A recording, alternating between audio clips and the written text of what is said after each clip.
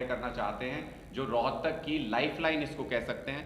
दो, आप समझिए कि एक तरीके से लगातार पिछले 15 साल से भी ज़्यादा समय हो गया है कि रोहतक के मुख्यमंत्री हैं। कैसे कि पहले तो भूपेंद्र हुड्डा जी यहाँ से मुख्यमंत्री रहे 2004-5 से लेकर 14 तक, और उसके बाद खट्टर साहब जब मंत्री बने तो वो भी यहीं के हैं, वो भी बताते हैं कि पैदाइश उनकी यहीं की, रोहतक की है। तब उनके मुख्यमंत्री होते हुए भी और पूर्व मुख्यमंत्री भूपेंद्र हुड्डा जी जो रोहतक से थे, उसके बावजूद भी दशकों से हम ये देखते आ रहे हैं रोहतक के अंदर कि पानी की और सीवेज की व्यवस्था कभी भी दुरुस्त नहीं हो पाई। यहाँ पे थोड़ी सी भी बारिश होती है, पानी जगह जगह पे भर जाता है। पीने के पानी की व्यवस्था आज तक भी सुचारू रूप से जो बाहरी कॉलोनी है उनमें बिल्कुल नहीं है, उनको बहुत दिक्कत का सामना करना पड़ता है। अमृत प्रोजेक्ट में लोगों को यह उम्मीद बंधी थी कि केंद्र सरकार 331 करोड़ रुपए उपलब्ध करा रही है, शायद इसके जरिए पानी और सीवेज की समस्या सुलझ सकती है। लेकिन ये पूरा प्रोजेक्ट भी, हमें ये कहने में कोई ऐतराज नहीं कि भ्रष्टाचार की भेंट चढ़ गया है। बिना कोई काम हुए 301 करोड़ का पेमेंट हो चुका है, और आप किसी भी कॉलोनी में कहीं भी जाके आप पता कर सकते हैं, कहीं पर भी अभी तक ना पानी की ना सीवेज की व्यवस्था दुरुस्त हो पाई है। आप कोई सवाल पूछना चाहें?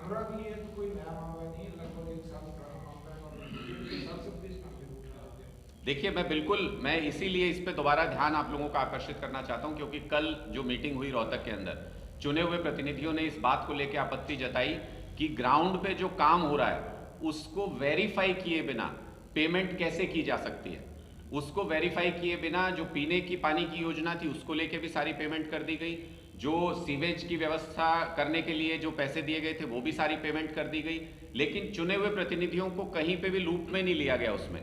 तो जो सांसद साहब अगर पहले इस मामले को उठा चुके हैं तो वो भी, उससे बड़ा दर्द हो जाता है कि सांसद से लेके और पार्षद तक सारे चुने हुए प्रतिनिधि परेशान हैं, और सरकार अपनी मनमर्जी करके जिसको पैसा जब पेमेंट करना होता है वो उसको करते हैं, चाहे उसने ग्राउंड पे काम किया है या नहीं किया है। जब तक इस भ्रष्टाचार के मामले में सरकार जवाब नहीं देती, जब तक चुने हुए प्रतिनिधियों को सम्मान नहीं देती, बार बार उठाएंगे इस प्रश्न को, प्रदर्शन भी करेंगे इस प्रश्न के ऊपर, हम इसका आगे खुलासा भी करेंगे कि ये पैसा कहां और किस तरीके से जा रहा है। इसलिए आज इस प्रश्न को छोड़ा है कि सरपंचों का मामला जो पूरे हरियाणा के अंदर चल रहा है उसमें सिर्फ एक ही बात सरकार बार बार बोल रही है कि ई टेंडरिंग प्रोसेस से पारदर्शिता आ जाएगी। आज हम ये सवाल खड़ा करना चाहते हैं कि ये जो रोहतक में अमृत प्रोजेक्ट योजना है, इसमें सारी टेंडरिंग प्रोसेस जो है वो सरकार के स्तर पे और अधिकारियों के स्तर पे हुए, इसमें कहीं भी रोहतक के चुने हुए प्रतिनिधि जो पार्षद हैं वो कहीं भी इन्वॉल्व नहीं है। उसके बावजूद साफ सतह पे नजर आ रहा है कि इसमें बड़े पैमाने पे भ्रष्टाचार की गुंजाइश है, क्योंकि सारी पेमेंट हो चुकी है और काम जमीन पे कुछ भी नहीं हुआ है। तो इस हमारी डिमांड है कि इस पूरे प्रोजेक्ट की जांच होनी चाहिए। 18 महीने की बजाय 4 साल का समय लगा, क्या उसमें कॉस्ट एस्केलेशन हुआ? अगर कॉस्ट एस्केलेशन हुआ तो कौन बियर कर रहा है उसको? कंपनी बियर कर रही है कि नहीं कर रही है? कंपनी पे फाइन लगा कि नहीं लगा? कंपनी को नाजायज फायदा देने के लिए पेमेंट पहले क्यों की गई बिना कोई काम को सुनिश्चित किए हुए? और चुने हुए प्रतिनिधियों को कहीं भी इस पूरे प्रोसेस में लूप में क्यों नहीं लिया गया?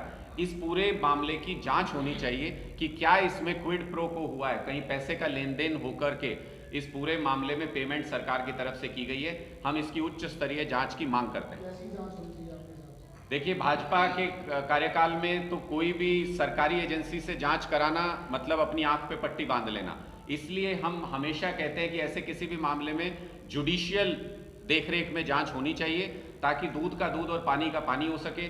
सरकार में ऊपर से नीचे तक सारे अधिकारी, सारे नेता आपस में मिले हुए हैं, पैसे का लेन देन सबको मालूम है, ऊपर से नीचे तक चल रहा है, खुलेआम चलता है अलग अलग दफ्तरों में।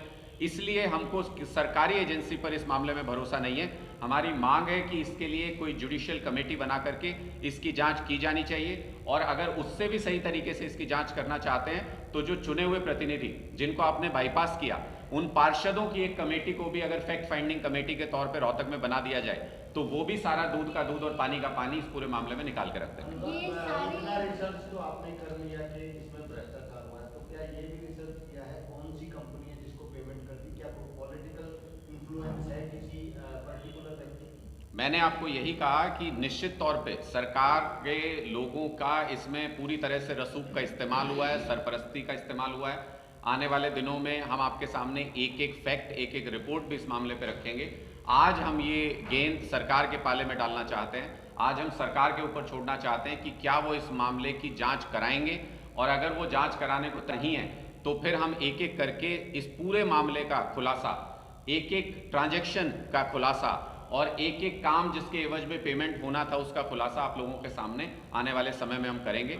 आज हम सरकार से ये मांग करते हैं कि चूंकि ये प्रथम दृष्टया नजर आ रहा है कि इसके अंदर साफ तौर पे घोटाला हुआ है, क्योंकि पैसे की पेमेंट हुई है और काम कहीं पे जमीन पे हुआ नहीं है, आप ये खुद भी वेरीफाई कर सकते हैं। इसके बावजूद भी क्यों इस पर जांच नहीं बिठाई जाए, चाहे वो पार्षदों की कमेटी बना के जांच कराएं या वो जुडिशियल कमेटी से जांच कराएं। हमारी ये मांग है कि इस पर एक जांच कमेटी बनाई जानी चाहिए। अगर जांच कमेटी बनती है तो उसके सामने भी हम सारे फैक्ट्स और पेपर्स रखेंगे और समय आने पर आप लोगों के सामने भी सारे फैक्ट्स और पेपर शेयर किए जाएंगे। सर, ये सारी मांग आपके और सवाल आपकी पार्टी की तरफ से है या जनता की तरफ से? देखिए, जनता को सल्यूशन चाहिए। जनता ने इन लोगों को चुना क्योंकि उनको पानी और सीवेज की समस्या का सल्यूशन चाहिए था। आप 331 करोड़ का एक प्लान लेकर के आए, केंद्र सरकार लेके आई और हरियाणा सरकार उसको इम्प्लीमेंट कर रही है। क्यों? क्योंकि लोगों के नाम पे, कि लोगों को हम सुविधा देंगे, लोगों की समस्या सुलझेगी, इस नाम पे आप उस योजना को लागू कर रहे हैं। तो निश्चित तौर पे जो भी हम विपक्षी पार्टियां जो भी सवाल पूछती हैं वो लोगों के मन के सवाल पूछते हैं। इसलिए ये सवाल भी आज लोगों के मन में है कि उनके 301 करोड़ रुपए का पेमेंट तो हो गया, ये टैक्स पेयर मनी है, लेकिन रोहतक में जमीन पे न सीवेज व्यवस्था को लेके न पीने के पानी को लेके लोगों को कोई परिवर्तन नजर नहीं आया। इसलिए लोगों के मन में ये सवाल है कि ये 301 करोड़ रुपया कहाँ गया, किस कंपनी को गया, कैसे दिया गया, किस एवज में दिया गया, क्या जमीन पे काम हुआ, वो वेरिफिकेशन हुआ या नहीं हुआ, ये सारे सवाल जनता के हैं। अनुराग, आप राष्ट्रीय सलाहकार हैं आम आदमी पार्टी के। नीतीश कुमार ने कांग्रेस से ये कहा कि सभी विपक्षी दलों को इकट्ठा करें और हम इकट्ठा होकर चुनाव लड़े तो बीजेपी को 100 सीटों पर हो। जी, तो नीतीश कुमार के इस बयान को किस तरीके से देखते हैं? क्योंकि अरविंद केजरीवाल और नीतीश कुमार भी आपस में कई बार मोर्चों को लेकर के बातचीत करते हैं। देखिए, किसी से बातचीत होना, किसी से मिलना जुलना, किसी के आचार व्यवहार में आना जाना, वो बिल्कुल अलग बात है, लेकिन हमारी लाइन आम आदमी पार्टी की बिल्कुल साफ है। आज भी अगर आप देखें तो समाचार पत्रों में हमारे राष्ट्रीय संगठन महामंत्री का इंटरव्यू छपा है, जिसमें उन्होंने, संदीप पाठक जी ने बहुत स्पष्ट कर दी हमारी लाइन कि हम किसी भी पार्टी से कोई गठबंधन का सवाल ही पैदा नहीं होता। हम एक ऐसी विचारधारा लेकर के चल रहे हैं जो लोगों की समस्याओं को सुलझाने के लिए है, और वो विचारधारा लोगों के दिलों में पहुंच रही है, पूरे देश में पहुंच रही है। आम आदमी पार्टी लोगों को आगे ले जाने के लिए, देश को आगे ले जाने के लिए काम कर रही है। दलों के गठबंधन में आम आदमी पार्टी यकीन नहीं करती, लोगों के गठबंधन में हम यकीन करते हैं। नीतीश कुमार ने जो एक प्रोविजन रखा है कांग्रेस के सामने, और वो ये कह रहे हैं कि हम कांग्रेस के जवाब का इंतजार कर रहे हैं, तो उसको एक राजनीतिक दल के तौर पे आप किस तरह से देखते हैं? देख, हम तो अपनी स्थिति स्पष्ट कर चुके हैं कि ये जितने भी गठबंधन है पार्टियों के, ये सिर्फ और सिर्फ मतलबी गठबंधन होते हैं, ये फायदा कमाने के लिए गठबंधन होते हैं। हम तो अपने तजुर्बे से भी बता सकते हैं, आम आदमी पार्टी सबसे तेजी से सीखने वाली पार्टी अपनी गलतियों से। अगर कहीं पर भी कोई गठबंधन आप करते हैं, अब दुष्यंत जी ने गठबंधन कर रखा है खट्टर साहब के साथ, तो आपको क्या लगता है कि वो स्टेबल सरकार बनाने के लिए गठबंधन किया? आपको क्या लगता है लोगों को सुविधाएं देने के लिए गठबंधन किया है? दिन रात माल कमाने के लिए गठबंधन किया गया है। और मैं बार बार ये उदाहरण देता हूं, आज फिर बोल के जा रहा हूं, 24 घंटे अगर पूरे देश में कहीं पे ठेके खुलते हैं शराब के, तो वो सिर्फ और सिर्फ हरियाणा है। दिन में 12 घंटे लीगल, रात में 12 घंटे इलीगल। लीगल वाले के पैसे अलग, इलीगल वाले के पैसे अलग। ये पैसा बटोरने में दुष्यंत जी लगे हुए हैं, इसलिए सिर्फ ये गठबंधन चल रहा है। किसान आंदोलन के बावजूद भी सिर्फ इसलिए चला क्योंकि उनको न किसानों से मतलब है, संदीप सिंह के बर्खास्तगी न होने के बावजूद भी इसलिए चल रहा है क्योंकि उनको माताओं बहनों के मान सम्मान से कोई मतलब नहीं है, उनको सिर्फ और सिर्फ अपने पैसे कमाने से मतलब है। तो हम ऐसे स्वार्थी गठबंधनों में यकीन ही नहीं करते। हम अपनी विचारधारा को लेके, जो ऐसी विचारधारा है जो देश को विकसित बना सकती है, लोगों को मूलभूत सुविधाएं दिला सकती है, उस विचारधारा को लेके हम चल रहे हैं और सब लोगों के बीच में जा रहे हैं। अनुराग जी, लेकिन मैं जो पूछना चाह रहा हूँ, जिस तरीके से ये बोला गया है कि कांग्रेस अगर विपक्षी दलों को इकट्ठा कर लेगी तो हम बीजेपी को 100 सीटों पर रोक देंगे, तो ये किस तरीके से देखते हैं आप? क्या विपक्ष इकट्ठा होकर इतनी ताकत पैदा कर पाएगा कि बीजेपी को 100 सीटों पर? देखिए, एक चीज समझ लीजिए कि कोई विपक्ष, किसी पार्टी में इतनी ताकत नहीं होती, इतनी औकात नहीं होती कि वो किसी सरकार को हरा सके या जिता सके। जब भी किसी सरकार को हराना होता है, लोग हराते हैं। इसलिए हम कह रहे हैं कि हम किसी विपक्षी एकता, किसी पार्टियों के गठबंधन में नहीं पड़ने वाले। हम एक विचारधारा लेके चल रहे हैं जिसका मॉडल ट्राइड एंड टेस्टेड है दिल्ली और पंजाब में, जिससे नजर आ रहा है, बार बार ये देखा है कि कांग्रेस पार्टी के पास न इस वक्त नीति है, न इस वक्त नेतृत्व है, और उनका संगठन सबसे कमजोर स्थिति में इस वक्त है पूरे देश के अंदर। कांग्रेस को विपक्ष में बनाए रखने का मतलब ही ये है कि आप पूरे देश में भारतीय जनता पार्टी की सरकार बनाए रखना चाहते हैं, और इसलिए भारतीय जनता पार्टी की भी ये कोशिश रहती है कि वो कांग्रेस को एक विपक्षी दल बनाए रखें। आप अगर देखेंगे कि अगर किसी गवर्नमेंट एजेंसी को कोई मदद करनी हो तो कांग्रेस पार्टी की एक बार के लिए जरूर कर देंगे, लेकिन कहेंगे ये आम आदमी पार्टी वाले नहीं दिखने चाहिए, कहीं पे भी ये सामने नहीं आने चाहिए। उसका कारण क्या? क्योंकि उनको पता है कि कांग्रेस को वो साल दर साल 5 साल की योजना दर योजना वो कांग्रेस को हराते रह सकते हैं अगले 40-50 साल तक भी, लेकिन आम आदमी पार्टी के साथ जब वो टकराएंगे तो उनको पता है कि एक बार नहीं तो दूसरी बार में उनका वहां से सफाया कर देगी आम आदमी पार्टी। इसलिए विपक्ष के तौर पे बीजेपी भी कांग्रेस को अपने लिए मुफीद मानती है, अच्छा मानती है। आम आदमी पार्टी इसीलिए कह रही है कि हम एक विकल्प के तौर पे पूरे देश में अपने आप को तैयार कर रहे हैं, क्योंकि लोग अब तक विकल्प नहीं था उनके पास, इसलिए वो बदलाव नहीं कर पा रहे थे। जहां जहां उनको विकल्प मिल रहा है बहुत तेजी से पूरे हिंदुस्तान में बदलाव हो रहा है। कांग्रेस का नेतृत्व कमजोर है, आप हिमाचल प्रदेश से भागे और कांग्रेस जीत गई, कैसे कमजोर हो? देखिए, मैं आपको यही बताना चाहता हूं, हम तो बहुत गरीब पार्टी है, हम तो बहुत छोटी सी पार्टी है। हम इन लोगों की तरह लूट करके बहुत सारा पैसा जमा करके पूरे हिंदुस्तान में एक साथ चुनाव नहीं लड़ सकते। जिस तरीके का चुनाव है निश्चित तौर पे पैसे के दम पे जीते हैं। कांग्रेस पार्टी और भारतीय जनता पार्टी के चुनाव प्रचार आपने देखे नहीं है क्या? किस तरीके से चुनाव होता है, किस तरीके से ये लोग लड़ते हैं, किस तरीके से पैसा बांटा जाता है, शराब बांटी जाती है, आप लोगों को पता नहीं है क्या? आप लोगों को हमसे ज्यादा पता है। हम ये सब नहीं कर सकते हैं, हमारे पास ना वो रिसोर्सेज हैं कि हम एक साथ सारी जगहों पे चुनाव लड़ सकें। इसलिए हमने बहुत सेलेक्टिव तरीके से एक जगह मजबूती से चुनाव लड़ा, बाकी जगहों पे हम अपने लोकल कैडर पे हमने छोड़ा।